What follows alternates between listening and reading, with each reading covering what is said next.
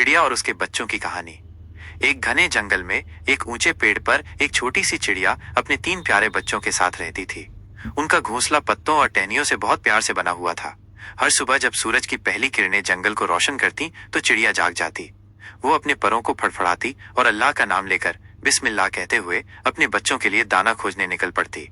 उसका दिन बहुत लंबा होता था।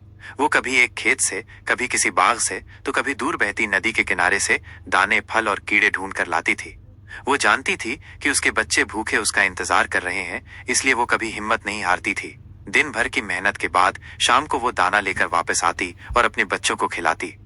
एक शाम जब सब पेट भरकर सुकून से बैठे थे तो सबसे छोटे बच्चे ने मासूमियत से पूछा, अम्मी, आप रोज इतनी दूर क्यों जाती हैं? हम हमेशा यही सोचते हैं कि अगर आपको दाना न मिला तो क्या होगा।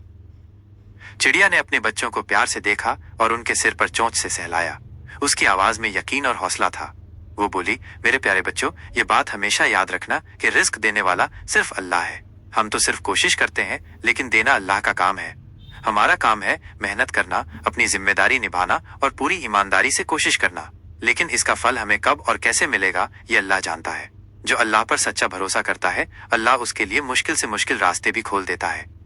अगर मैं आज एक जगह जाऊं और वहां दाना ना मिले तो मैं अल्लाह से उम्मीद लगाकर दूसरी जगह जाती हूँ। मुझे पूरा यकीन होता है कि मेरा खालिक पैदा करने वाला मुझे भूखा नहीं सोने देगा। बच्चों ने अपनी माँ की बात को ध्यान से सुना।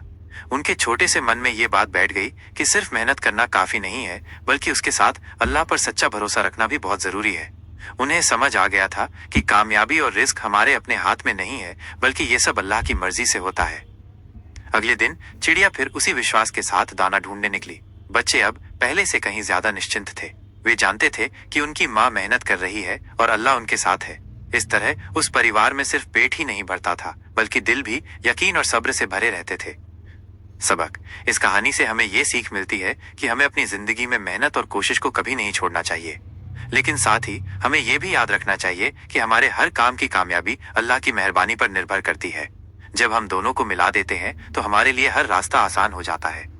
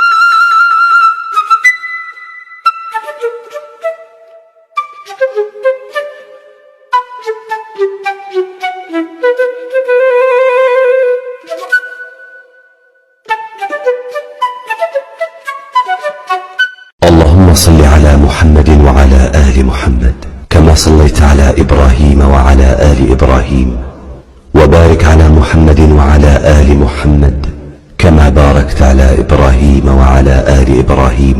اللهم صل على محمد وعلى آل محمد كما صليت على إبراهيم وعلى آل إبراهيم وبارك على محمد وعلى آل محمد كما باركت على إبراهيم وعلى آل إبراهيم.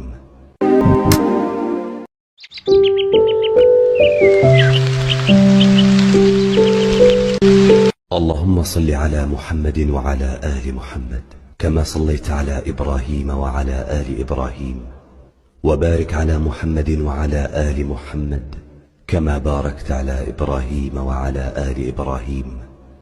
لا إله إلا الله وحده لا شريك له